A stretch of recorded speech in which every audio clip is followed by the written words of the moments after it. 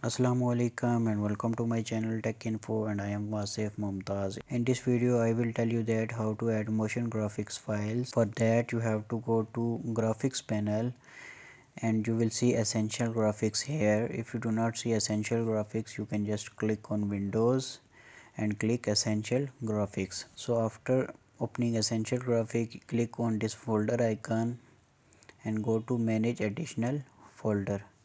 Click add. Now open your files location. I will like this all Mogrt files, select folder and click OK.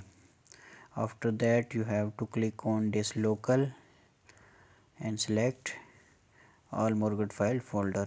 You will see that all of the Mogrt files I have added at once. If you need this awesome title animations and other lower thirds and YouTube end screen all Mogrt files in one file, I will show you here.